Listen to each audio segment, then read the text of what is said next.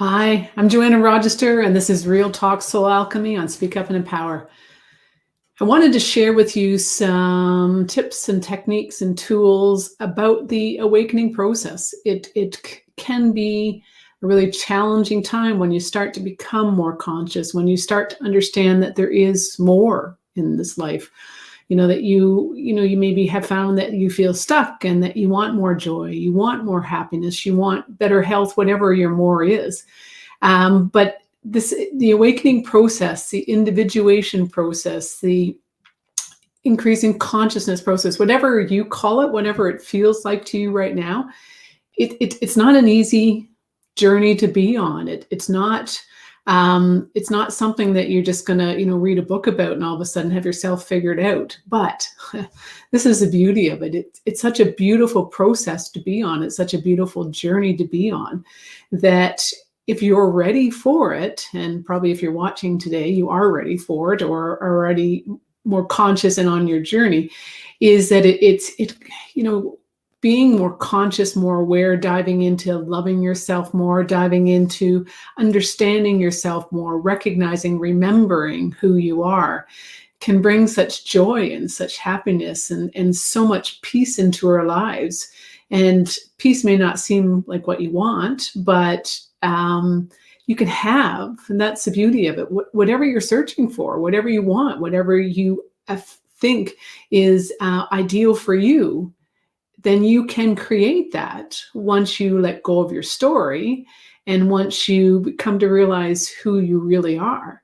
And so it's a challenging journey. It's work, but it's also a beautiful journey, and it will change your life. We come into this world with this contract to with different purposes on it, but the universe wants whatever brings us the most happiness, the most joy, the greatest peace, whatever your soul is searching for in this lifetime, because every single one of us is searching for something slightly different, but it's all about remembering who you are.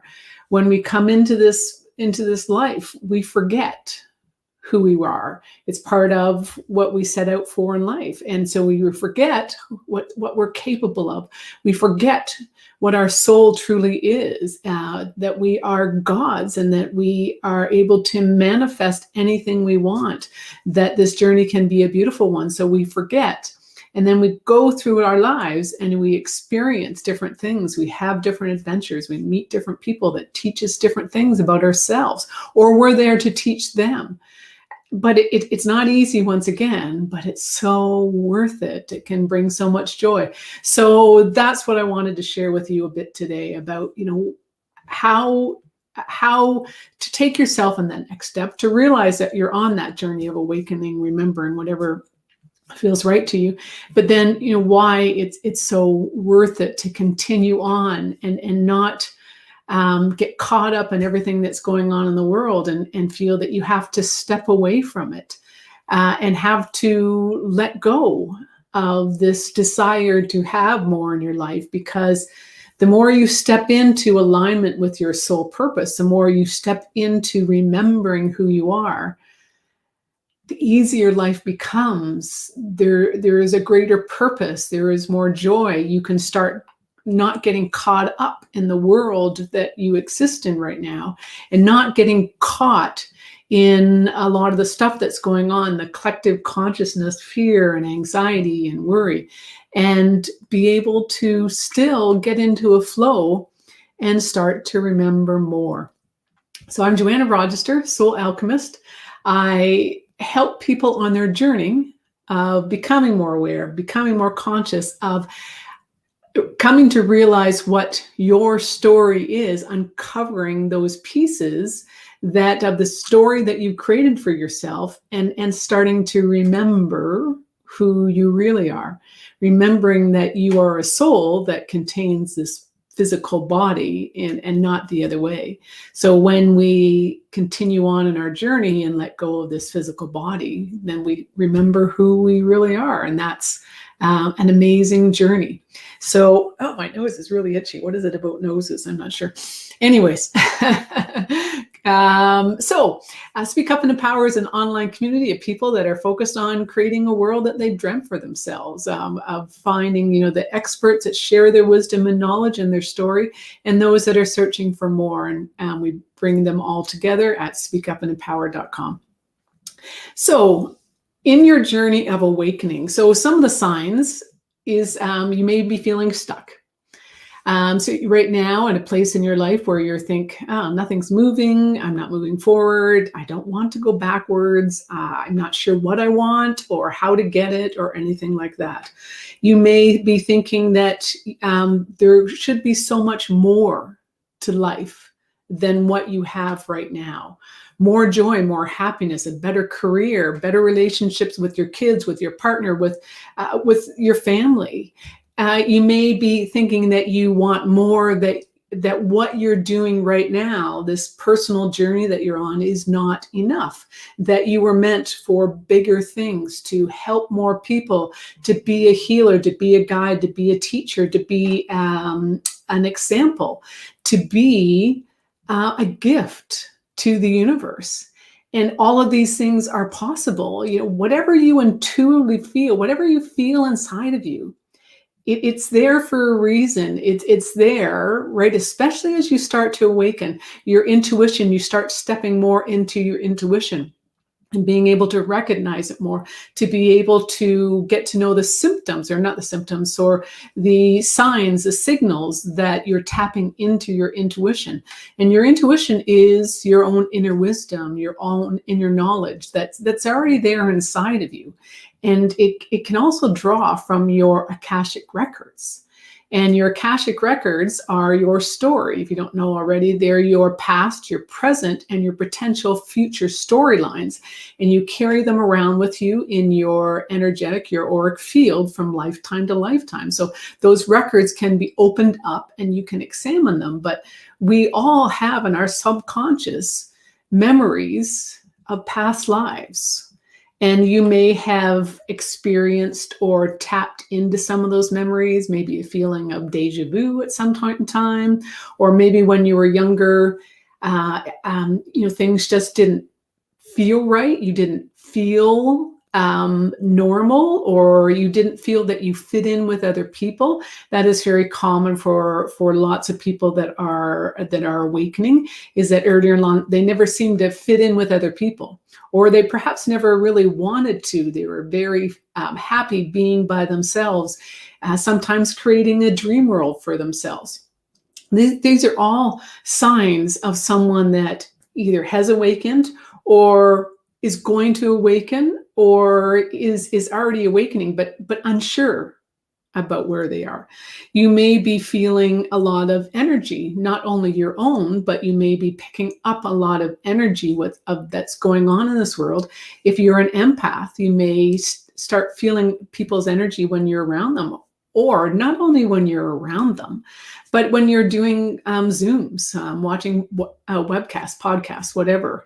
I know that I have learned when I do Zooms to not put on my camera right away, so people can't see me right away, especially if I'm stepping into Zoom where I don't know everyone. So I don't put on my camera right away so I can observe and decide if I want people to see me or not. And sometimes that's hard if you're part of a panel, but it certainly is possible. And I also have a candle going at all times. I got a little salt one that my daughter gave me with just a little tea light inside of it, but I also have a white candle, and this will also help you shield yourself from other people's energy, because it doesn't matter if we're in person or we're in Zooms, we can pick up other people's energy. A friend of mine told me that she actually sees people's energy on Zoom meetings, and she thought that everyone did. So whether or not it's in person or it's online, if your camera is on, energy can be exchanged. And so that's where the candle is great, because it can block energy from coming through. And so you may still be feeling other people's energy, whether you're in their presence or not. And this is how energy works, right? There's no, as soon as you think about someone, your energy is connected to them. This is Voldemort. I always love talking about Harry Potter because there's so many pieces in that, right? He that shall not be named, because as soon as you think about someone's name and say it out loud, or even in your head, then you are connected to them. And though then you can feel their energy if you are an empath. And it could be actually feel what's going on within them physically, or you may be able to feel their emotions. If you've ever done Reiki or taken any courses on therapeutic touch or anything along that lines, then you will have started to play with your own energy, but also with other people's energy. Although we may not feel it at all. I remember the very first time I took was it a therapeutic touch? I think it was a therapeutic touch, or maybe it was Reiki, I forget. But the very first class that we had, the instructor brought in different things and put it around the room, like some fruits and some plants and some teddy bears, things like that. And she said, well, go around and feel the energy. And I didn't feel any energy, so I thought I was doing something wrong. And I would suggest that perhaps it wasn't the best way to teach someone about feeling energy, because I didn't want to go back because I thought there was something wrong with me, because everyone else seemed to be going, oh, yeah. So anyways, but there is energy in everything that we touch. And the more, there's a reason to start playing with things. Just make it fun. Don't feel that you have to feel anything. Just because someone can feel the energy of a plant doesn't mean that they can sense it, or that they could having a knowing about it, right? So some people can pick up something and having a knowing about where the energy of who owned it previously. Other people could feel the energy, feel that it's not animate, or feel that it's animate. So we have so many gifts, and there's so many ways of feeling energy. And this is one thing that I'd really love you to explore too, and to start to play with more, is how do you feel energy? Do you hear? Do you know? Do you sense? There's actually 4 of them. I forget what the other one is. Anyways, doesn't really matter. But there's so many different ways of understanding energy. But the more you can play with it and understand it more, the more it will help you in your awakening process. And it also, playing around, with your intuition, with your gifts, all of these things help you to become more aware of what you're capable of, which hopefully boosts your confidence, boosts your strength, your self-esteem, your understanding of yourself, so that you can start to get more in touch with yourself, more in trust with yourself. It's the beauty of intuition, is that it is your own inner wisdom, your own inner guidance, your knowledge that's already there. It's just you tapping into it.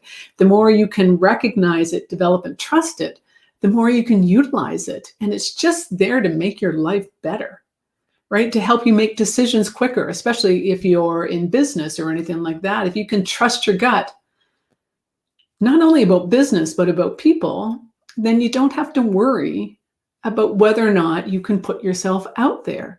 The more you trust your gut, the more you can be vulnerable, because you'll know that I will recognize if this person is a good person. I will know that I can make decisions quickly and efficiently and be able to decide things for myself, for other people, for my business, etc.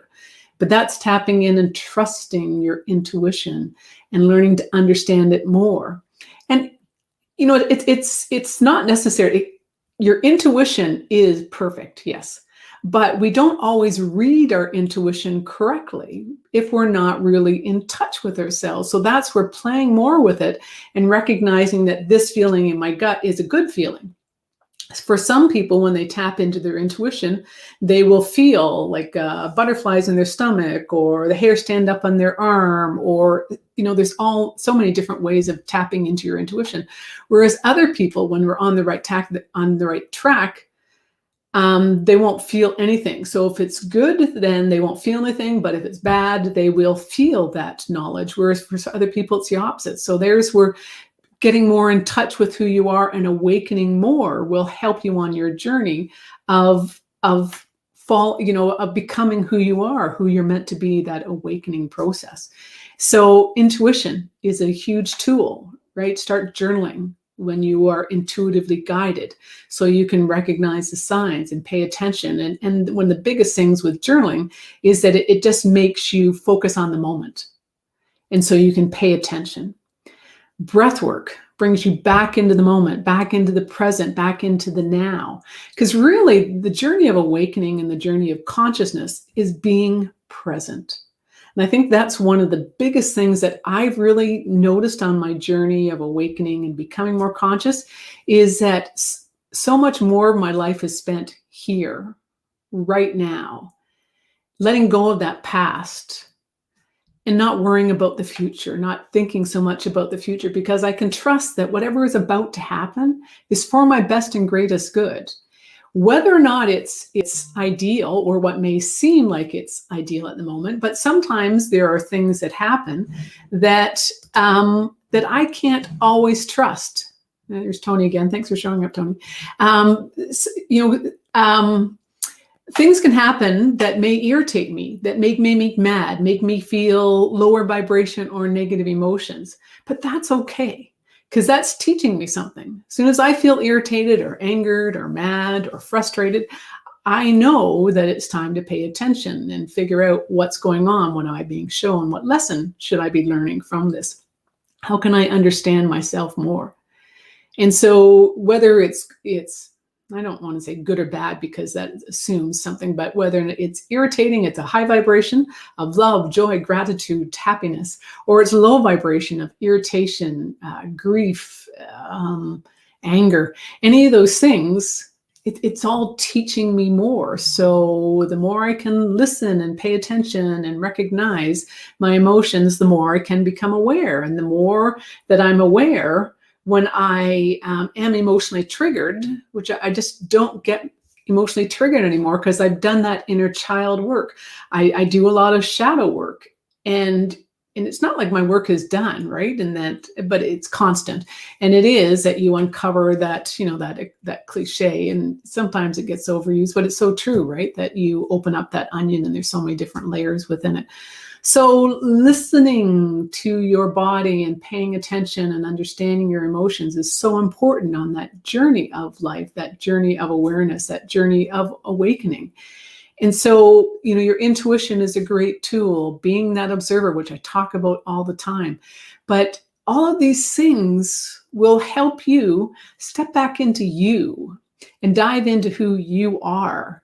The more we search outside, I used to read those books about happiness all the time, but that was going outside of me. It didn't push me to look inside of me. It was finding tools to push myself to be happy, but they were external tools. And I'm not saying any of those books couldn't work, because you could get tips that feel right for you, and tips that you think, I can do that. But unless you're exploring that internal work, unless you're exploring that mental, emotional part of you, not so well, and the spiritual part of you to understand yourself better, there's no way that you can move forward. And there's no way that you can step into that journey of finding bliss, of finding joy, of finding that happiness that you're searching for. And, I think it's always so interesting to me, right? I can have this beautiful day where I feel blissful, I feel joyful, I can feel in my heart chakra that everything is good, and I love everyone, and I love the trees and the birds, and then I come home and my, one of my kids has left something out on the counter, and it's like, "Arr." And so it's very important to understand yourself. Do I believe in God? So I am a recovering Catholic, so born and raised Catholic, have that faith. Do I call what I believe in a bigger power, a larger sense? Yes. Is it God? I think different religions or different people would call it different things. The divine, greater consciousness. I don't know. I think my sister said to me one time, if you were getting in a car accident, I would certainly call out God for help. So, the source is another name. There's so many sources, Buddha, there's so many different names. So I believe that there is a higher power. Yes. Is that the universe? I don't know. But I also believe that we are gods, and I believe there's God in each one of us. And the more we can remember that, the more we can fall into love with ourselves. And then when we recognize that there is God inside of us, then we can remember that there's God in every single planet, every single person on this life. What do I call myself? I call myself a guide, a leader, a healer, a teacher. So that's a very interesting question. Thank you. Actually brought up a lot of energy. So I think we all have, and there is a good point too, right? We all have so many titles of who we see ourselves. But if you're on a journey of awakening, I think that's part of what we're searching for. We want to have a title, and that's not necessarily a good thing, because the title is going to validate us. The title is going to give us this label, but so often labels limit us. So what we're capable of is limitless. So right now I may be those pieces, but there's always so much more within every single one of us. There's so many abilities to teach, so many abilities to have more.